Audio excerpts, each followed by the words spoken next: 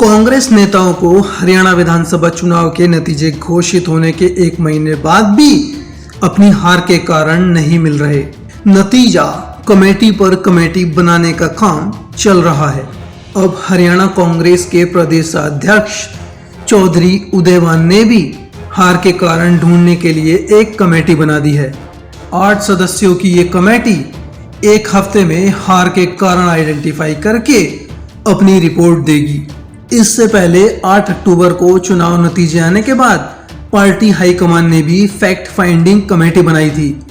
उस कमेटी ने चुनाव हारे सभी उम्मीदवारों के साथ साथ बाकी नेताओं से 1 to 1 बात की, लेकिन रिपोर्ट सामने नहीं आई। चौधरी उदयवान ने जो कमेटी बनाई है उसका अध्यक्ष पूर्व सीएम भूपेंद्र सिंह हुड्डा के समधी करण सिंह दलाल को बनाया गया है। कमेटी के सदस्यों में पार्टी के लीगल सेल के अध्यक्ष केसी भाटिया और नूह के विधायक आफ्ताब अहमद के अलावा चुनाव हारने वाले 5 नेता शामिल हैं। इनमें घरोड़ा सीट से कैंडिडेट रहे वीरेंद्र राठौड़, बड़खल से कैंडिडेट रहे विजय प्रताप सिंह, पानीपत सिटी से चुनाव हारे वीरेंद्र बुल्ले शाह, दादरी सीट से उम्मीदवार रही डॉक्टर मनीषा सांगवान और खरखोंदा सीट से चुनाव हारे पूर्व विधायक जयवीर वाल्मीकि शामिल हैं। खास बात यह है कि चौधरी उदयवान की ओर से बनाई गई ये कमेटी भी नेताओं की गुटबाजी से अछूती नहीं रही। कमेटी के सभी मेंबर हुड्डा गुट से जुड़े हैं और इसमें कांग्रेस सांसद सैलजा से जुड़े किसी नेता को जगह नहीं दी गई है।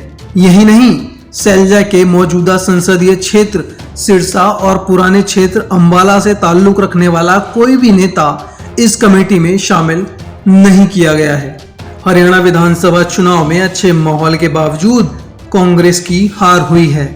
इसकी जांच के लिए हाईकमान ने एक फैक्ट फाइंडिंग कमेटी बनाई थी, जिसने हरियाणा के सभी नेताओं से 1 to 1 बात की थी। इस कमेटी में छत्तीसगढ़ के पूर्व सीएम भूपेश बघेल और राजस्थान के कांग्रेस विधायक हरीश चौधरी शामिल थे। कमेटी ने हरियाणा में चुनाव हारे 53 नेताओं से बातचीत की थी। हर नेता से 4 तरह के सवाल पूछे थे, जिसके बाद कमेटी ने इसकी लिखित रिपोर्ट तैयार की।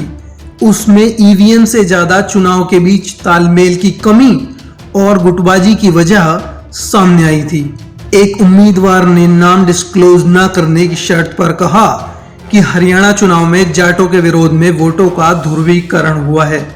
भाजपा ने जाटों को लेकर ऐसा माहौल बना दिया जो दूसरी जगहों पर मुसलमानों के खिलाफ होता है।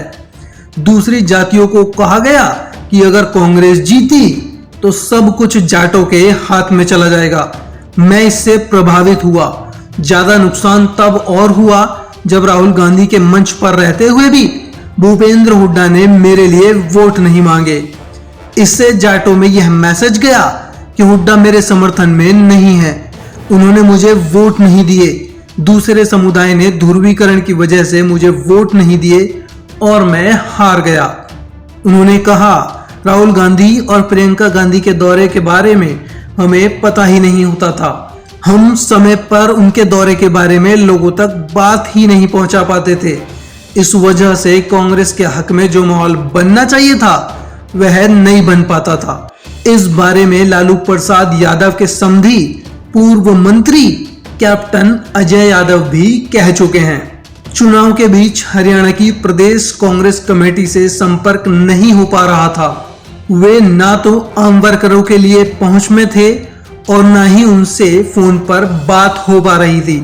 उम्मीदवार ने प्रदेश कांग्रेस को हार का जिम्मेदार ठहराते हुए कहा कि उनकी तुलना में कांग्रेस के राष्ट्रीय नेताओं से बात करना आसान था।